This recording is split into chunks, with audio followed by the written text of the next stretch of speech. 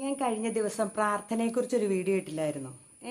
അത് കഴിഞ്ഞപ്പോൾ എന്നോട് കുറച്ച് പേര് സംശയം ചോദിച്ചതാണ് കിണ്ടി എവിടെയാണ് വെക്കണേന്ന്. ചിലർ ഗിണ്ടി എന്ന് പറയും, ചിലർ കിണ്ടി എന്ന് പറയും. ഏതാണേലും ഒരു പ്രത്യേക സൈസ് പാത്രമല്ലേ. നമ്മൾ സാധാരണ ഉപയോഗിക്കുന്ന പാത്രം പോലെയല്ല കിണ്ടി ഇല്ലേ. അപ്പോൾ ഈ കിണ്ടി എങ്ങനെ, നിലവിളക്കിൻ്റെ ഏത് വശത്ത് വെക്കും എന്നൊക്കെ ചോദിച്ചുകൊണ്ട് എത്ര തിരിയിടും എന്ന് പിന്നെയും സംശയങ്ങളുണ്ട്. ശരിക്കും പറഞ്ഞിട്ടുണ്ടല്ലോ, ഒരിക്കലും സംശയം തീരാത്ത ഒരു കാര്യം. എന്തോരം വീഡിയോകളൊക്കെ ഉണ്ടല്ലോ ഇതിനെക്കുറിച്ചൊക്കെ. പക്ഷേ മനുഷ്യർക്ക് സംശയം തീരുകയില്ല. എങ്ങനെ വിളക്ക് വെക്കണേ, എത്ര തിരിയിടണം, എങ്ങനെയാണ് കിണ്ടി എവിടെയാണ് വെക്കേണ്ടത്, സാമ്പ്രാണി എവിടെയാണ് കത്തിച്ച് വെക്കേണ്ടത്, എങ്ങനെയാണ് കുളിച്ചിട്ടാണോ വിളക്ക് വെക്കണേ എന്നൊക്കെ ഇല്ലേ. പക്ഷേ ഞാൻ പറയട്ടെ, ഞാൻ ചെയ്യുന്ന രീതിയിലും ഞാൻ ഒരു ഗുരുവിൻ്റെ ഇതിൽ ഇങ്ങനെയൊക്കെ കാര്യങ്ങളൊക്കെ ചെയ്യണമെങ്കിൽ പ്രാർത്ഥിക്കുന്ന രീതിയൊക്കെ ഞാൻ പോയി കുറേ കോഴ്സുകളും ഒക്കെ കൂടിയതാണ്. ഞാൻ പറഞ്ഞില്ലേ, പണ്ട് ഒരു സമയത്ത് എനിക്കൊരു ചെറിയ സാമ്പത്തിക പ്രതിസന്ധിയൊക്കെ ഉണ്ടായപ്പോൾ ഭയങ്കര ആത്മീയതയിലേക്ക് ഞാൻ തിരിഞ്ഞായിരുന്നു. അതിനു മുമ്പും ഞാൻ തിരിഞ്ഞായിരുന്നു കേട്ടോ. ഞാനൊരു 35 വർഷമായിട്ട് ഞാൻ പ്രാർത്ഥനയൊക്കെ ആയിട്ട് ഇങ്ങനെ ഇരിക്കും വീട്ടിൽ. അല്ലാണ്ട് പുറത്തു പോയി പ്രാർത്ഥിക്കുന്നതല്ല. ഞാൻ വീട്ടിൽ ഞാൻ എങ്ങനെയാണ് പ്രാർത്ഥിക്കേണ്ടതെന്നൊക്കെ ഞാനിങ്ങനെ ഓരോരുത്തരുടെ പ്രഭാഷണങ്ങളൊക്കെ കേൾക്കാൻ ഉണ്ടെങ്കിൽ അടുത്തൊക്കെ അമ്പലങ്ങളിലൊക്കെ ഉണ്ട്, ഞാൻ പോയി കേൾക്കുകയൊക്കെ ചെയ്യും. അപ്പം അങ്ങനെ കേട്ടിട്ട് ഞാൻ ഒരാളെ ഗുരുവായിട്ട് എൻ്റെ സങ്കല്പിച്ചിട്ടുണ്ട്. അപ്പം പിന്നെ ഞാൻ ഇഷയിലൊക്കെ പോകാറുണ്ട് കേട്ടോ, കോയമ്പത്തൂർ. അപ്പം അങ്ങനെ എനിക്ക് കിട്ടിയ അറിവ് വെച്ച് ഞാൻ പറഞ്ഞു തരാം. വിളക്ക് വെക്കുന്ന ആദ്യം വിളക്കേ തന്നെ തുടങ്ങാം. വിളക്ക് നല്ല കഴുകി തുടച്ച്, ഞാൻ ആഴ്ചയിൽ ഒരു ദിവസം വിളക്ക് തേച്ച് കഴുകുന്നത് കേട്ടോ. എല്ലാവരും ചിലർ സ്ഥിരം അന്നന്ന് കഴുകുന്നുണ്ട്. അന്നന്ന് കഴുകുന്നത് ഒത്തിരി നല്ലത്. ഞാൻ ആഴ്ചയിലാണ് കഴുകുന്നത്. അത് ചില ദിവസം ഞാൻ ചൊവ്വാഴ്ച കഴുകും, ചില ദിവസം വെള്ളിയാഴ്ച കഴുകി വയ്ക്കും. എന്നിട്ട് ഒരു ദിവസം എണ്ണ ഉപയോഗിക്കുകയുള്ളൂ. ആ പിറ്റേ ദിവസം എണ്ണ ഉപയോഗിക്കില്ല. അത് നിവേദ്യം അല്ലെങ്കിൽ നിവേദ്യം അല്ലാട്ട് നിർമാല്യമായി പോയി എന്നാണ് പറയണേ. അപ്പം ആ തിരിയും എണ്ണയും ഞാൻ കളഞ്ഞിട്ട് പുതിയ തിരിയും എണ്ണയിടണേ. അപ്പം നിർമാല്യം പിന്നെ ഉപയോഗിക്കത്തില്ലല്ലോ. അത് ഞാൻ ഒരു പാത്രത്തിൽ ഇങ്ങനെ സൂക്ഷിച്ച് വെച്ചിട്ട് ഏതെങ്കിലും നല്ല വൃത്തിയുള്ള ഒരു സ്ഥലത്ത് കൊണ്ട് ഞാൻ ആ പാത്രത്തിൽ വെച്ച് കത്തിച്ച് കളയുകയാണ് ചെയ്യുന്നത്. ചിലർ അത് സാമ്പ്രാണി പുകയ്ക്കുന്നതിനായിട്ട് ഇട്ട് പുകയ്ക്കുന്ന കാണാം. അങ്ങനെയൊക്കെ ചെയ്യുന്ന കാണാം. ചിലർ കുഴിച്ചിടുന്ന കാണാം, ആരും ചവിട്ടില്ലാത്ത സ്ഥലത്തൊക്കെ കൊണ്ട് കുഴിച്ചിടുന്നതും ഒക്കെ കാണാം. അപ്പം നമുക്ക് ഏതാന്ന് വെച്ചാൽ ചെയ്യാം.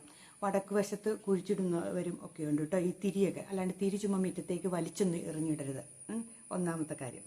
രണ്ടാമത്തെ കാര്യം എന്നാണ്, തിരിക്കകത്ത് നല്ല അത്യാവശ്യം തിരി മുങ്ങിക്കിടക്കാൻ പാകത്തിന് എണ്ണ ഉണ്ടായിരിക്കണം. 2 തിരി കത്തിച്ചാൽ മതി. നമ്മൾ ഇങ്ങനെ കൂപ്പി പിടിച്ച് തിരി കത്തിക്കണം എന്നൊക്കെ നമ്മൾ പറയില്ലേ. തിരിയുടെ എണ്ണമല്ല, ആ നാളത്തിനെയാണ് നമ്മൾ നോക്കേണ്ടത്. 1 നാളം 2 നാളം എന്നാണ് പറയേണ്ടത്.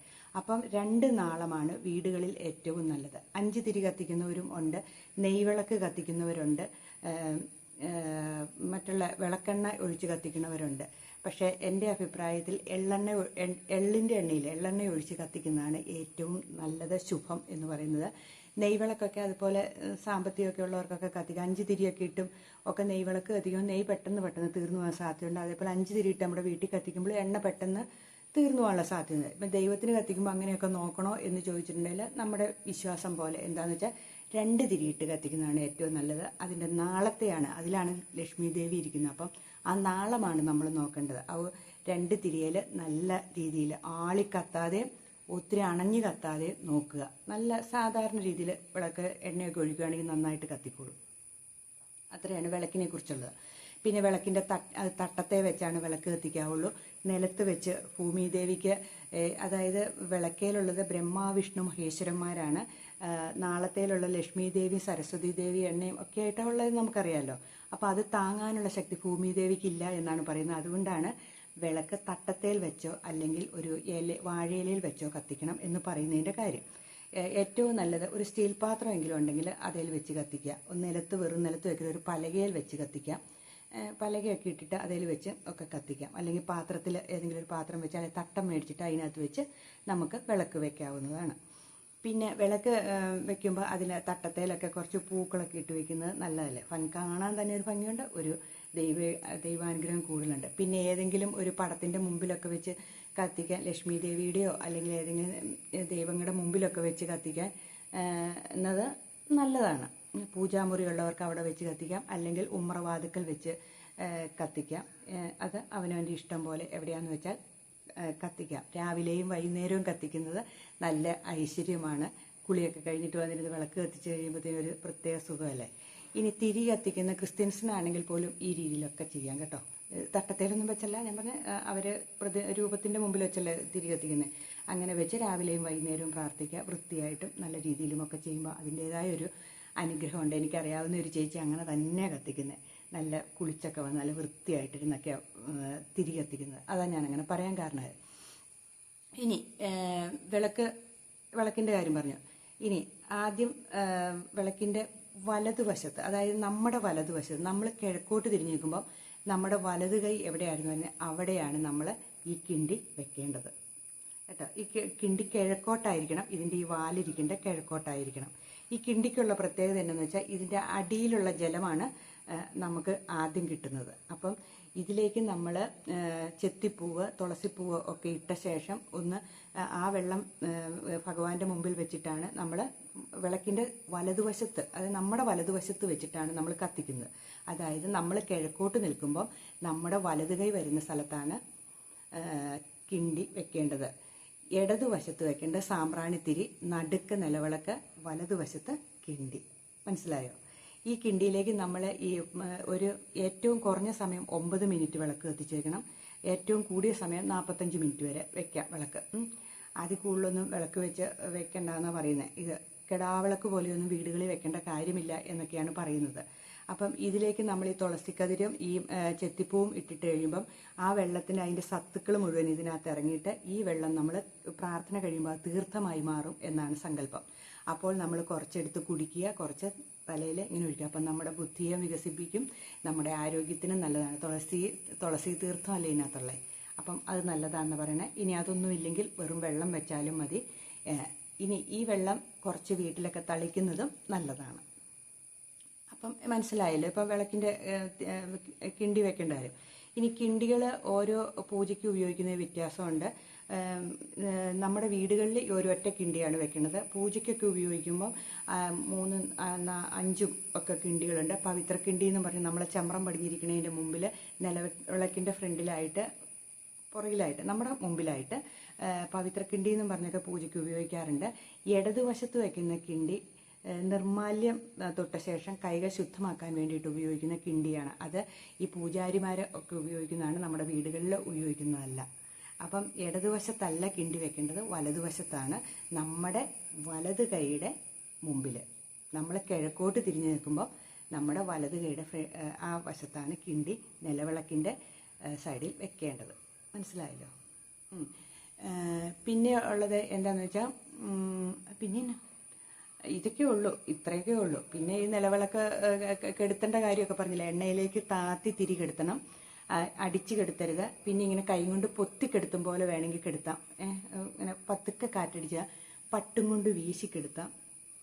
പട്ടിൻ്റെ കുഞ്ഞി കഷ്ണം പീസ് ഉണ്ടെങ്കിൽ അതുകൊണ്ട് ഇങ്ങനെ വീശിക്കെടുത്താം. ഊതിക്കെടുത്തരുത്. ഏതെങ്കിലും പൂക്കളില്ലേ, തുളസി ഉപയോഗിക്കില്ല കേട്ടോ. തുളസി ചെടിയുടെ പൂ ഉപയോഗിച്ച് നിലവിളക്ക് കെടുത്തരുത്. തുളസിയില കത്താനിട വരുത്തരുത്. അതുകൊണ്ട് ഏതെങ്കിലും പൂക്കൾ വെച്ചിട്ട് കെടുത്താം നിലവിളക്ക്. ഈ ചിലർ ഞാൻ കണ്ടിട്ടുണ്ട്, സോറി കേട്ടോ, ചുമയാ, ഈ ഇങ്ങനെ ഈ കലം, ഈ പൊങ്കാലയൊക്കെ ഇട്ടിട്ട് കലത്തേൽ ഇങ്ങനെ തുളസി കെട്ടി വെച്ചിട്ട് അതിങ്ങനെ തീ പിടിക്കണമൊക്കെ കണ്ടിട്ടുണ്ട്. അങ്ങനെ തുളസിപ്പൂ മഹാലക്ഷ്മിയാണെന്നാണ് പറയണേ. അതും കൊണ്ട് വിളക്ക് കെടുത്തരുത് കേട്ടോ. ഏതെങ്കിലും ഒരു പൂക്കൾ, ഏതെങ്കിലും ചെത്തിപ്പൂവോ അല്ലെങ്കിൽ റോസാപ്പൂവോ എന്തെങ്കിലും പൂ നമ്മുടെ മുറ്റത്തുണ്ടെങ്കിൽ അതും കൊണ്ട് മാത്രം കെടുത്തുക. അല്ലെങ്കിൽ നമ്മൾ കൈ കൊണ്ട് പതുക്കെ ഇങ്ങനെ കാറ്റ് വീശി അല്ലെങ്കിൽ എണ്ണയിലേക്ക് താഴ്ത്തി കെടുത്തുക. അതിനുള്ള എണ്ണ വിളക്കിനകത്ത് ഉണ്ടായിരിക്കണം. ദാരിദ്ര്യമായിട്ടൊന്നും വിളക്കിനകത്ത് എണ്ണ ഒഴിച്ച് വെക്കരുത്. ചിലരുണ്ട് ഒരു തിരി കത്താൻ പാകത്തിന് ഇങ്ങനെ ദാരിദ്ര്യത്തിൽ, അങ്ങനെയൊന്നും ആ ദാരിദ്ര്യം പോവില്ല. നമ്മുടെ ശരീരമാണെന്നാണ് പറയുന്നത് അതിനകത്ത് കിടക്കുന്ന എണ്ണ.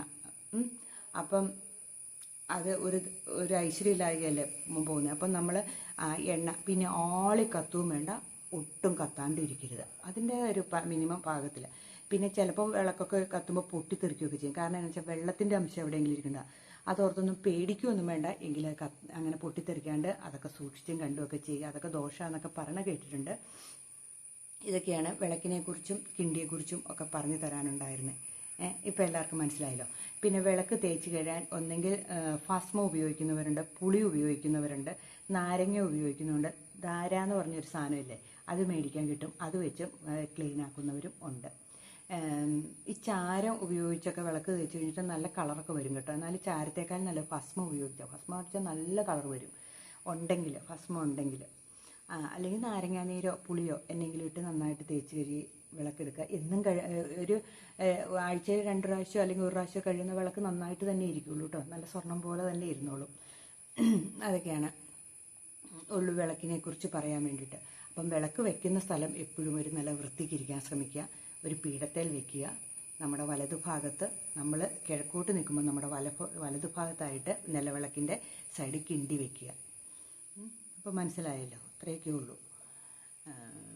അപ്പം നമ്മുടെ വലതുഭാഗം എന്ന് പറയുമ്പോൾ തെക്ക് വശമായിട്ട് വരും കേട്ടോ. നമ്മൾ കിഴക്കോട്ട് നിൽക്കുമ്പം നമ്മുടെ തെക്ക് വശത്തായിട്ടാണ് വലത് കൈ വരുന്നത്. ചിന്തിച്ച് നോക്കി എന്നാൽ അപ്പം അങ്ങനെ അങ്ങ് വെച്ചേക്കുക വിളക്കൊക്കെ. ഇത്രയൊക്കെ ഉള്ളൂ. അപ്പോൾ ഇന്ന് ഞാൻ ഇതിനെക്കുറിച്ച് പറയാമെന്ന് വിചാരിച്ചു. ഒത്തിരി പേരെ സംശയങ്ങൾ തീർന്നു എന്ന് വിചാരിക്കുന്നു. അപ്പം ഇതാണ് ഞാൻ കഴിഞ്ഞ ദിവസം പ്രാർത്ഥനയെ കുറിച്ച് ഇട്ട് കഴിഞ്ഞപ്പം കുറേ പേരെന്നോട് ഇങ്ങനെ ചോദിക്കുക ചെയ്താൽ, എന്നെ നേരിട്ട് കണ്ടപ്പോൾ ചോദിച്ചാൽ ഈ കിണ്ടിയെക്കുറിച്ചൊന്ന് പറയാവോ, അതെങ്ങനെയാണ് വെക്കണേന്ന്. അപ്പോൾ അതുകൊണ്ട് ഞാൻ പറഞ്ഞതേ ഉള്ളൂ. അപ്പോൾ എല്ലാവർക്കും മനസ്സിലായില്ലേ. അപ്പോൾ ഇന്നത്തെ വീഡിയോ ഇത്രയേ ഉള്ളൂ കേട്ടോ. അപ്പോൾ എല്ലാവർക്കും ബൈ ബൈ.